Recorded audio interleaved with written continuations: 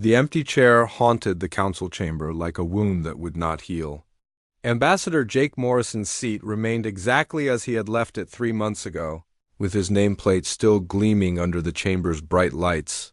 The other council members had grown used to stepping around it, but none dared to suggest removing it entirely. Council Secretary Veltar of the Zalani stood before the massive viewing screen, watching the endless stream of data that flowed across its surface. Trade reports, military updates, diplomatic messages, all the usual business of governing a galaxy. But one thing was missing from every single report, and its absence felt like a scream in the silence. No human signatures, no human ships. Number. Human voices. 3 months ago, President Lisa Carter had sent a message to the council that was shorter than most grocery lists. The entire text had been burned into Veltar's memory. The United Human Federation hereby formally withdraws from the Galactic Council, effective immediately. We thank the Council for the opportunity to serve and wish all member species well in their future endeavors. This decision is final and non-negotiable. That was it. No explanation, no demands, no threats. Just a polite goodbye and then nothing. Within 48 hours, every human colony had gone dark. Every human ship had vanished from Council space. Every human diplomat, scientist, and military officer had simply packed up and left without another word. The most aggressive and talkative species in the galaxy had chosen silence as their final statement. High Counselor Zethmar of the Korthany had been the first to speak after the initial shock wore off. His reptilian features had shown what might have been relief as he addressed the chamber. "Perhaps this is for the best," he had said, his voice carrying the weight of authority. The humans were always difficult to work with. Too emotional, too unpredictable, too quick to resort to violence. Many of the other council members had nodded in agreement. The Praetorians had muttered about human military tactics being unnecessarily brutal. The Altarians had complained about human scientists always pushing ethical boundaries. The Centauri Collective had grumbled about human traders being too aggressive in their negotiations. "They will be back," Zethmar had predicted confidently. "Humans cannot survive alone. They need our trade networks, our scientific cooperation, our protection. Give them a few weeks to cool down, and they will come crawling back with apologies." But weeks had turned into months, and there had been no word from humanity. No requests for aid, no attempts at communication, no signs of economic collapse or military weakness. The humans had simply vanished as if they had never existed. Veltar pulled up the security footage from the day Lieutenant Commander Amy Phillips had left. She had been the last human to depart from Council Station, and her behavior had been puzzling. While other species might have stormed out in anger or left with dramatic speeches, Amy had simply packed her belongings with methodical care. The video showed her moving through her office, placing each item carefully in boxes. When her Zalani assistant had asked why she was leaving, Amy had simply smiled and said, "Orders from home." When pressed for more details, she had paused in her packing and looked directly at the camera with an expression that still made Veltar's skin crawl. "You will understand soon enough why we cannot stay," she had said quietly. Then she had finished packing and walked out of Council Station forever. The first signs of trouble had appeared within days of the human departure.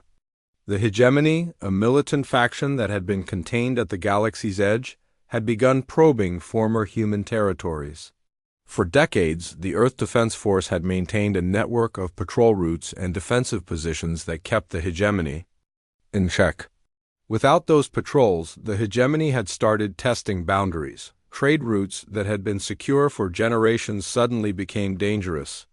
Pirate attacks increased in sectors where human ships had once provided protection. The economic impact was small at first, but Veltar's analysts were already projecting significant problems in the coming months. The most disturbing reports came from the Galactic Rim, where long-range sensors detected massive energy signatures in former human space. Something big was being built in the Sol system, but all attempts at investigation were met with automated defense systems that politely but firmly turned away any non-human ships. Dr. Kate Sullivan's agricultural research stations had gone silent, leaving dozens of colony worlds without access to the farming techniques that had made their hostile environments livable. Engineer Rick Davis's fusion reactor designs were still being used throughout Council space, but without human technicians to maintain them, several facilities had already begun experiencing problems. The chair remained empty, a constant reminder of the species that had once sat at the council table. Jake Morrison had been known for his passionate speeches and his ability to find compromise solutions to impossible problems. He had also been known for his warnings about treating humanity as a necessary evil rather than a valued ally. Veltar remembered the last time Morrison had spoken to the council. It had been about Resolution 2847, a measure designed to limit human military activities and reduce their voting power in the council. Morrison had stood slowly, his face grave, and delivered what everyone now realized had been a farewell speech. "We came to the stars seeking friends," he had said. "We found allies who tolerated our presence. We offered our best and received suspicious acceptance. We bled for worlds that saw us as useful barbarians. Perhaps it is time to consider whether this arrangement serves anyone's interests." The resolution had passed by a narrow margin. 3 days later, every human had vanished from Council Space. Now, the empty chair served as a monument to the species that had walked away from the galaxy without looking back.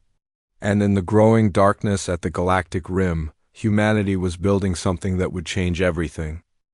The first real crisis hit exactly 6 months after the humans disappeared. The hegemony fleet struck 3 council worlds in a single coordinated attack, something they had never dared to attempt when human ships patrolled the borders. The speed and precision of the assault left council forces scrambling to respond, but their traditional defensive strategies crumbled against the enemy's new tactics. Admiral Ben Taylor's old strategy files became the most requested documents in council. Military archives. Every tactical officer from here to the Galactic Core was studying his unconventional approaches to warfare. Taylor had been famous for using asteroid fields as weapons, turning space debris into guided missiles that could punch through enemy shields. He had coordinated with local resistance movements on occupied worlds, something most council species considered beneath their dignity. His willingness to take what other species called suicidal risks had kept the hegemony contained. For over 2 decades, now, without Taylor's unpredictable genius, council forces suffered defeat after defeat. The Praetorians, who had always prided themselves on their military honor and traditional battle formations, lost an entire fleet when they tried to engage the hegemony in open combat. The enemy simply scattered their forces and picked off the Praetorian ships one by one, using hit-and-run tactics that would have made Taylor proud. General Kestar of the Praetorian High Command stood in the war room, staring at the tactical display with growing horror. 3 more systems had fallen in the past week, and his forces were in full retreat. The red markers showing hegemony positions spread across the map like a disease, consuming everything in their path. "We need to adapt," his aide suggested quietly. "Perhaps we should study human tactics more carefully." Kestar's pride bristled at the suggestion. "We are Praetorians. We do not copy the methods of absent allies." But even as he spoke, he knew they were losing the war. The hegemony had studied human tactics too, and they were using Taylor's own strategies against the council. The irony was bitter as poison. The economic situation grew worse with each passing day. Human colonies had been the primary source of medical supplies for dozens of species. And now hospitals throughout council space were running short of basic medications. Dr. Kate Sullivan's agricultural innovations had turned barren worlds into garden paradises, but without human expertise. Those same worlds were beginning to fail on the mining world of Karas Prime. The fusion reactors that powered the entire operation began showing signs of instability. The reactor design was pure human engineering, created by Rick Davis before his departure. The local technicians had the manuals, but understanding the theory behind the technology was beyond them. Davis had always said that his reactors required intuition as much as knowledge, and intuition was not something that could be learned from a book. the reactor failure on Karas. Prime would have been catastrophic if not for the automatic safety systems Davis had built into every design. The shutdown was clean, but it left 3 million beings without power on a world where the surface temperature could freeze nitrogen. Emergency supplies were rushed in from neighboring systems, but the message was clear: without human expertise. The infrastructure of Council space was beginning to crumble. Strange reports continued to filter in from the galactic rim. Ships passing through former human space detected massive construction activity, but the scale was beyond anything in recorded history. Energy signatures suggested industrial operations that dwarfed entire civilizations. Most disturbing of all, the construction seemed to be accelerating, as if humanity was working towards some urgent deadline. Captain Rex Morrison, Jake's younger brother, had been commanding a long-range scout ship when the humans departed. His ship had been retrofitted with Council technology and remained in service, making him one of the few humans still operating in Council space. His reports became increasingly valuable as the only source of information about human activities. "They're building something massive in the Sol system," Rex reported during his latest briefing. "The asteroid belt has been completely transformed into a shipyard. Mars is glowing with terraforming operations on a scale I've never seen. And Earth itself is surrounded by defensive installations that make our best battleships look like toys." The Council members listened in stunned silence as Rex described what he had observed. The humans were not just building ships or stations. They were constructing something that appeared to be a complete mobile civilization. The implications were staggering. "They're preparing to leave," Rex concluded grimly. "Not just Council space, but the galaxy itself." The revelation sent shockwaves through the Council chambers. The idea that humanity might abandon the galaxy entirely had never occurred to anyone. Species might withdraw from politics or reduce their participation in Council affairs, but no one had ever simply packed up an entire civilization and moved. Elsewhere, High Counselor Zethmar, who had been so confident about humanity's eventual return, now faced the reality that his people's homeworld was showing signs of the same plague that Dr. Marie Foster had warned about months before the human departure. Foster's research had identified the early stages of an ecosystem collapse that would eventually affect all Corthony worlds. Her offers to help had been rejected as human interference in Corthony affairs. Now the plague was spreading, and the Corthony had no idea how to stop it. Their own scientists were brilliant in many fields, but xenobiology was not one of them. Foster's research files remained sealed in human databases that no longer accepted Council access codes. The empty chair in the Council chamber seemed to mock them all. Every day brought new evidence of humanity's importance to galactic civilization, and every day made their return seem less likely. The species that had once been dismissed as useful barbarians were revealing themselves to be the foundation upon which the entire Council structure had been built. As the hegemony continued its advance and the economic crisis deepened, one fact became increasingly clear: the Council had not lost an ally when humanity departed. They had lost the very thing that had held their civilization together, and now they were watching it fall apart without knowing how to stop it. 1 year after humanity vanished, the galaxy burned. The hegemony had conquered 17 systems, enslaving billions of beings who had once lived under Council protection. Pirates operated with complete freedom in sectors where human patrol ships had once kept the peace. 3 entire Council member species faced economic collapse as their colonies struggled to survive without the trade networks that humanity had maintained. Counselor Veltar sat in the archives deep beneath Council Station, surrounded by mountains of data files that painted a picture of complete disaster. The deeper she dug into the records, the more horrifying the truth became.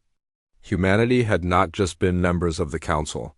They had been its invisible backbone, holding everything together through countless small acts of service that no one had bothered to notice. The final Council session before humanity's departure had been about Resolution 2847. A measure designed to restrict human military activities and limit their voting power. Veltar played the recording for the 100th time. watching the faces of the council members as they debated whether humans were too aggressive to be trusted with full membership privileges. The human tendency toward violence concerns us all, High Counselor Zethmar had argued from the podium. Their military actions are often excessive, their diplomatic approaches too direct, their solutions too permanent. Perhaps it is time to acknowledge that while we need their protection, we cannot allow them unlimited authority to act on our behalf. The vote had been close, but the resolution passed. 3 days later, every human in council space had packed up and left without a word of protest or explanation. Captain Ryan Brooks's final military report lay open on Veltar's desk, its pages filled with warnings that now seemed prophetic. Brooks had identified 17 different security threats that would emerge if human patrol routes were abandoned. He had documented pirate organizations that were only held in check by fear of human retaliation. He had mapped out hegemony supply lines and predicted exactly how they would expand if human forces were withdrawn. Every single one of his predictions had come true with terrifying accuracy. The most damning discovery came from Dr. Marie Foster's research files. Foster had been studying the Corthony homeworld's ecosystem when she identified the early signs of what she called a cascading biological collapse. The plague that was now consuming Corthony worlds had been predictable, preventable, and completely avoidable if her warnings had been heeded. Instead, the Corthony government had rejected her research as human interference in their internal affairs. They had banned her from their worlds and demanded that the council formally censure her for overstepping diplomatic boundaries. Foster had quietly withdrawn her research team and sealed her files, but not before sending one final message to the Corthony Science Ministry. "The plague will begin in your agricultural districts within 18 months, she had written. It will spread to your urban centers within 3 years. Without intervention, it will consume your entire biosphere within a decade. The cure exists, but it requires genetic modification techniques that your people consider ethically unacceptable. I hope you reconsider your position before it is too late." The Corthony had dismissed the message as human fear-mongering. Now, as the plague spread through their homeworld like wildfire, they finally understood that Foster had been trying to save them. Deep space monitoring stations detected increasing activity in the galactic void. Human ships were not fleeing the galaxy but converging on something massive in the empty space between star systems. The construction project that had begun in the Sol system was expanding, growing into something that dwarfed anything in recorded history. Long-range sensors revealed the truth that no one wanted to acknowledge. Humanity was building a generation ship, a mobile civilization capable of supporting their entire species. The scale was beyond imagination, a structure large enough to house billions of beings and everything they would need to survive in the void between galaxies. The revelation sent panic through the council chambers. The idea that humanity might leave the galaxy entirely had seemed impossible, but the evidence was undeniable. They were not just withdrawing from council politics. They were preparing to abandon the galaxy altogether. Former allies of humanity began to come forward with uncomfortable truths. The Altarians revealed that human ships had been secretly delivering medical supplies to refugee camps throughout council space, never asking for payment or recognition.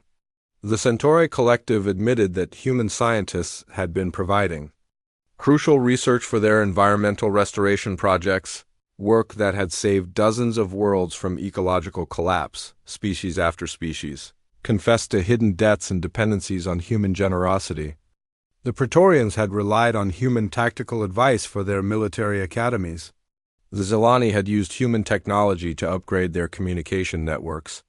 The Corthony had been importing human medical supplies for decades, despite publicly rejecting human pharmaceutical research. Every revelation made the scope of humanity's contributions more clear and their departure more devastating. They had been the galaxy's protectors, providers, and problem solvers, working tirelessly behind the scenes to keep civilization functioning. In return, they had been treated as useful but dangerous allies who needed constant supervision. The Hegemony continued their advance, using captured human weapons and modified human tactics to devastating effect. They had learned from studying human military doctrine, but without human ingenuity to counter their strategies. Council forces were helpless against their own borrowed techniques. Pirate cartels had formed into a loose confederation that controlled former human trade routes. They charged massive fees for safe passage and demanded tribute from colony worlds that had once been protected by human patrol ships. The economic impact was staggering, with some worlds losing half their income to pirate taxes, the plague on. Corthony worlds continued to spread, jumping to 3 other species that shared similar biological characteristics. Without Foster's research, Council scientists were working blind, trying to understand a disease that had been designed by evolution to be nearly unstoppable. In the depths of Council Station, Veltar stared at the empty chair that had once belonged to Jake Morrison. The human ambassador had tried to warn them, had pleaded with them to see his species as partners rather than problems. His final words to the Council echoed in her memory. "We came seeking friends and found employers. We offered our best and received a suspicious tolerance. Perhaps it is time to consider whether this arrangement serves anyone's interests." The arrangement had served everyone's interests except humanity's, and now that they were gone, the galaxy was learning the true cost of taking their loyalty for granted. The Council had lost more than an ally when humanity departed. They had lost the very foundation upon which their civilization had been built. 18 months after humanity's departure, the Council finally gathered the courage to attempt direct contact. The diplomatic mission was led by Veltar herself, accompanied by representatives from 12 different species, all desperate to understand what had happened to their former allies. The journey to the Sol system took 3 weeks, but nothing could have prepared them for what they found when they arrived. The solar system had been transformed beyond recognition. The asteroid belt that had once been a collection of scattered rocks was now a massive industrial complex, with mining operations and construction facilities that stretched across millions of kilometers. Mars glowed with the light of terraforming, operations on a scale that dwarfed anything in Council records. Jupiter's moons had been converted into fuel processing stations, their surfaces covered with facilities that harvested hydrogen from the gas giant's atmosphere. But it was Earth that truly shocked them. The blue world that had once been humanity's peaceful homeworld was now surrounded by a network of defensive stations that made the most powerful. Council battleships looked like children's toys. Energy shields created a protective bubble around the planet, while automated defense platforms tracked every movement in the system with mechanical precision. The human response to their arrival was swift and professional. Within minutes of entering the system, their ship was hailed by a communication array that had definitely not existed during humanity's time in the Council. The voice that greeted them was calm, polite, and completely inflexible. "Council vessel, this is Earth Defense Command. You are entering restricted space. Please state your business." Veltar stepped forward to the communication console, her hands shaking slightly as she composed her response. "This is Counselor Veltar of the Zilani, representing the Galactic Council. We request an audience with human leadership to discuss the current situation." The response came after a long pause. "Please stand by for Admiral Carter." Admiral Helen Carter appeared on the screen moments later, wearing a uniform that was both familiar and strange. The basic design was recognizably human military, but the materials and technology were far beyond anything the Council had seen during humanity's membership. Her face was professional but cold, with the kind of expression that suggested she had been expecting this conversation for months. "Counselor Veltar," she said with a slight nod. "The United Human Federation thanks the Council for its interest, but politely declines all diplomatic contact. We wish you well in your future endeavors." The dismissal was so casual that Veltar felt her breath catch in her throat. "Admiral, surely we can discuss this situation. The galaxy is facing unprecedented challenges, and we need to work together to address them." Carter's expression did not change. "The galaxy's challenges are no longer humanity's concern. We made our position clear when we departed Council space. That position has not changed. But the hegemony is advancing on multiple fronts, Veltar pressed. Pirate activities have increased dramatically. Several species are facing economic collapse. Surely you must see that these problems affect everyone, including humanity, which is why we removed ourselves from the equation. Carter's voice carried a note of finality. The Council made its feelings about human involvement in galactic affairs quite clear. We took your advice and withdrew. Veltar felt desperation creeping into her voice. Admiral, we may have made mistakes in the past, but surely we can find a way to work together again. The galaxy needs humanity's strength and innovation. For the first time, Carter's professional mask slipped slightly, revealing something that might have been sadness. Counselor, with respect, the galaxy has never needed humanity. The galaxy has needed human solutions to problems that other species preferred to ignore. The galaxy has needed human blood to be spilled in conflicts that other species preferred to avoid. The galaxy has needed human resources to support colonies that other species could not sustain alone. She paused, and when she continued, her voice carried the weight of years of accumulated frustration. But the galaxy has never needed humanity itself. We were tolerated because we were useful. We were accepted because we were effective. We were included because we were necessary. That is not the same as being wanted. The truth of her words hit Veltar like a physical blow. Every interaction between humans and the Council had been transactional, based on what humanity could provide rather than who they were as people. Even their friendship had been conditional on their usefulness. The United Human Federation has chosen a different path, Carter continued. We are building something new, something that does not depend on the approval or tolerance of others. We are creating a civilization that celebrates human nature rather than apologizing for it. Through the ship's sensors, Veltar could see the massive construction project that surrounded Earth. The scale was incredible, involving engineering, on a level that surpassed anything in Council records. Whatever humanity was building, it was designed to support their entire civilization indefinitely. You're building a generation ship, Veltar said quietly. Carter nodded. We are building a new home, one where human children can grow up without being told that their natural instincts are flaws to be corrected. One where human scientists can pursue research without being accused of overstepping boundaries. One where human soldiers can protect what matters without being called too aggressive. The implications were staggering. Humanity was not just leaving Council space, they were preparing to abandon the galaxy entirely. The mobile civilization they were constructing would carry them to the void between galaxies, where they would build something completely new. Where will you go? Veltar asked. Somewhere we can be ourselves without apology, Carter replied. Somewhere we can build without asking permission.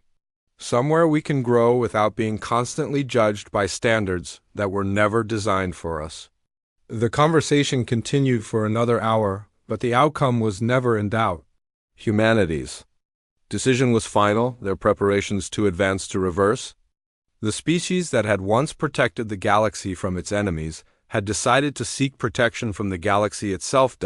As the diplomatic mission prepared to depart, Carter offered one final comment. Tell the Council that we bear no ill will toward any species. We simply choose to build our future elsewhere. We hope that someday the galaxy will learn to solve its own problems without relying on others to do the difficult work. The journey back to Council Station was made in silence, each member of the diplomatic team lost in their own thoughts. They had come seeking reconciliation and found instead a civilization that had moved beyond the need for their approval. Humanity had not just left the Council, they had evolved past it entirely. 2 years after humanity's departure, the Council faced complete extinction. The hegemony controlled half of known space, their relentless advance crushing everything in its path. The plague that had started on Corthony worlds had spread to 7 different species, earning the terrifying name, the Silence, for its ability to shut down neural functions completely. Pirate cartels had formed into a massive confederation that controlled more territory than some Council member species. In the Grand Chamber of Council Station, Emergency sessions had become daily routine. The once proud representatives of dozens of species now looked like refugees from their own civilization. Economic reports showed complete collapse within months. Military analyses confirmed that the hegemony would overrun all remaining council space within a single year. Medical projections suggested that the silence would claim entire species before any cure could be developed. The debate that had raged for weeks finally reached its inevitable conclusion. High Counselor Zethmar, his reptilian features showing the strain of constant crisis, stood before the assembled council with a document that would have been unthinkable just years earlier. "The motion before us today," he began, his voice heavy with defeat, "is to formally apologize to humanity and request their return to council space with full membership privileges and unlimited authority." The silence that followed was deafening. Species that had once complained about human aggression now begged for human protection. Representatives who had voted to restrict human military activities now pleaded for human intervention. The very beings who had demanded limits on human authority now offered to give them complete control. The vote was unanimous. The message was broadcast throughout the galaxy on every communication channel available. Veltar herself delivered the formal apology, her voice carrying the weight of 2 years of accumulated disasters. "To the United Human Federation and President Lisa Carter," she began, looking directly into the camera. "The Galactic Council formally acknowledges its grave error in judgment regarding humanity's role in galactic affairs. We recognize that our treatment of your species was unfair, ungrateful, and ultimately destructive to the peace and stability we all claim to value." She paused, gathering strength for words that felt like swallowing glass. "We humbly request the return of our human allies and offer full council membership with unrestricted voting rights, unlimited military authority, and complete autonomy in all matters of galactic security. We acknowledge that humanity's methods, which we once criticized as excessive, were in fact the only effective means of maintaining the peace we all enjoyed." The message continued for 20 minutes, detailing specific apologies for specific incidents, offering compensation for damages, and promising reforms that would prevent similar treatment in the future.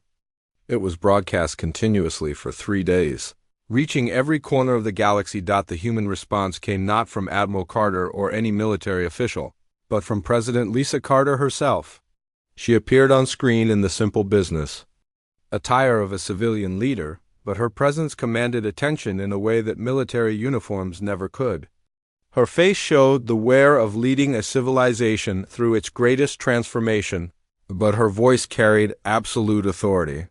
"Members of the former Galactic Council," she began, emphasizing the word "former" with devastating precision. "Your message has been received, reviewed, and given full consideration by the leadership of the United Human Federation. Our response is unanimous and final."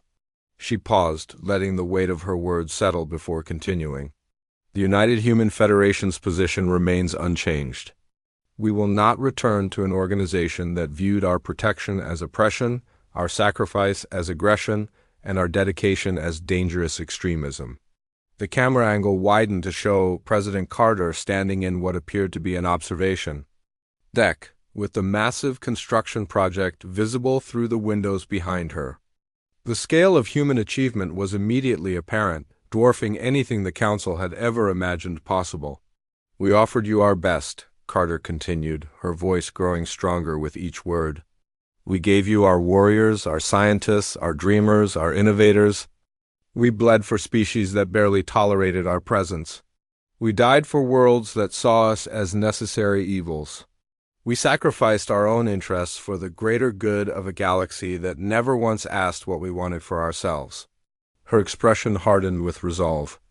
"That relationship is over.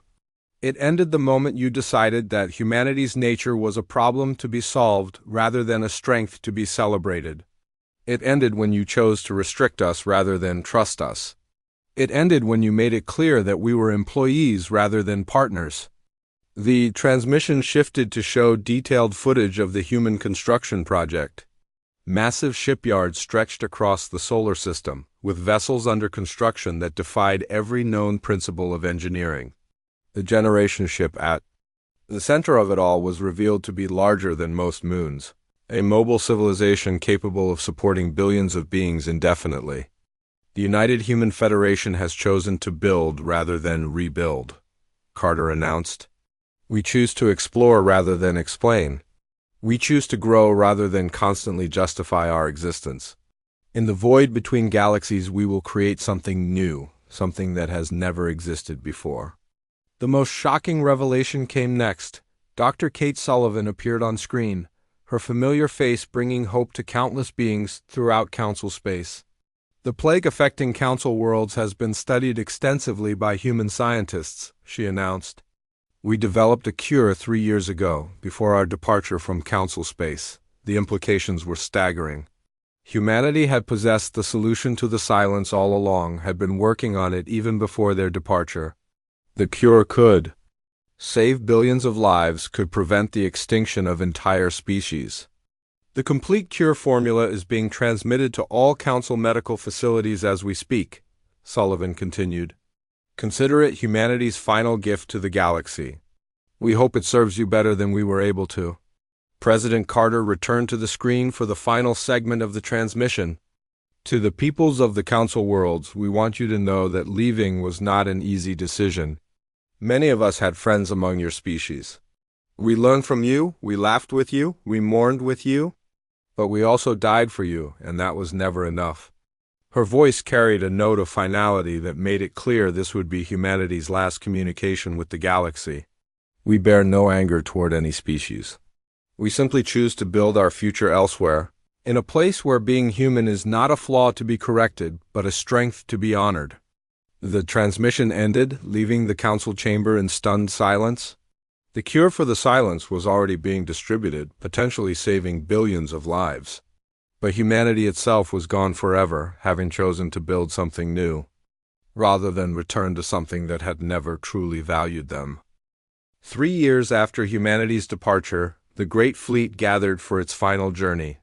The generation ship that had taken its name as New Dawn floated in the void between star systems, a mobile civilization that stretched across hundreds of kilometers. Around it, thousands of escort vessels and support ships created a constellation of human engineering that represented the peak of their species. Achievement. Council forces watched from a respectful distance as the Armada prepared for departure. Long-range sensors revealed the incredible scope of humanity's accomplishment.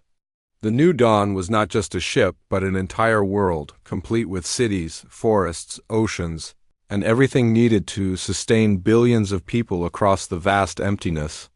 Between galaxies, the final transmission from humanity came not from President Carter or Admiral Carter, but from an unexpected source.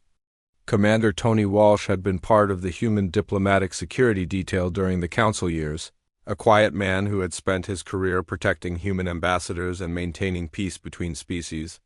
His appearance on the communication screen surprised everyone who remembered him. To our former colleagues on Council Station, Walsh began, his voice carrying the weight of personal history.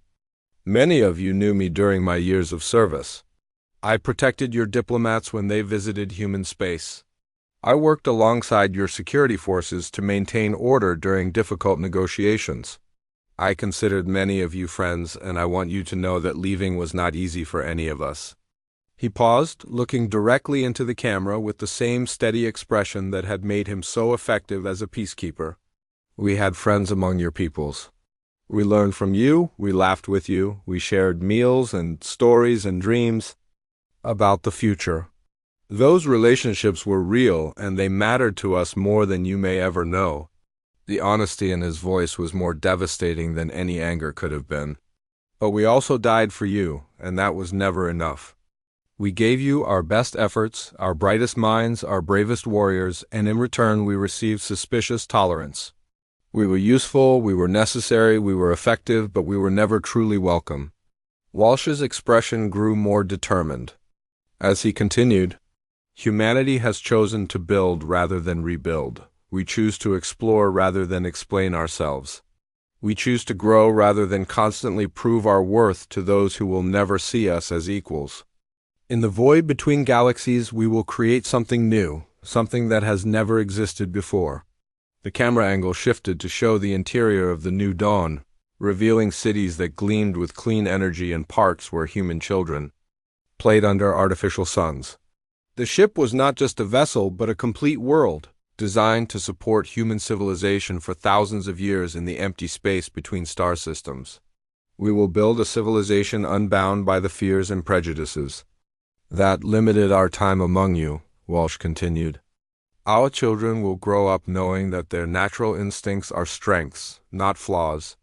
Our scientists will pursue knowledge without being accused of overstepping boundaries. Our soldiers will protect what matters without being called too aggressive for doing their jobs. The transmission included footage of the departure preparations, showing the incredible coordination required to move an entire civilization across the galaxy. Human ships moved with precision that spoke of months of planning, their crews working with the quiet efficiency that had once made them the most reliable allies in Council space. President Carter appeared for the final segment of the transmission, her face showing the satisfaction of a leader who had successfully guided her people through their greatest challenge. To the children of the Council worlds, she said, her voice gentle but firm, we leave you with this truth. The galaxy is vast enough for all of us to thrive, but too small for any of us to diminish others. We hope you learn what we could not teach you. Her words carried the weight of final farewell. We came to the stars seeking friends and found employers. We offered partnership and received conditional acceptance. We gave our best and were told it was not enough. Now we go to build something where our best will be celebrated rather than criticized. The human fleet began its movement toward the galactic edge, their destination the vast emptiness between star systems. Long-range sensors tracked their progress until they disappeared into the cosmic darkness, carrying with them the dreams and hopes of an entire species. On Council Station, the empty chair that had once belonged to Ambassador Jake Morrison became a memorial, not to humanity's departure, but to the Council's failure to recognize the value of what they had lost. The chair remained empty by unanimous vote, a reminder of the day the galaxy learned the difference between being needed and being wanted. The galaxy moved forward, forever changed by the species that had come as protectors, stayed as friends, and left as legends. The Council eventually recovered from the crises that had followed humanity's departure, but the scars remained. Children of dozens of worlds grew up hearing stories of the humans, the strange and wonderful species that had saved the galaxy and then walked away because they were never truly welcomed. In the deepest archives of Council Station, historians preserved every record of humanity's time among the stars. Future generations would study these files and wonder how a civilization could have been so blind to the value of such allies. The records became a warning about the price of taking loyalty for granted and the cost of treating friends as employees, and in the void between galaxies, humanity began building something unprecedented. The New Dawn carried them toward a future where being human was not a flaw to be forgiven, but a strength to be honored. Behind them, they left a galaxy that would forever remember the species that had given everything and asked only to be accepted for who they were. The last entry in the Council archives was a single line from President Carter's final transmission. We came in peace, served in war, and left in silence. Remember us not as we were, but as we might have been.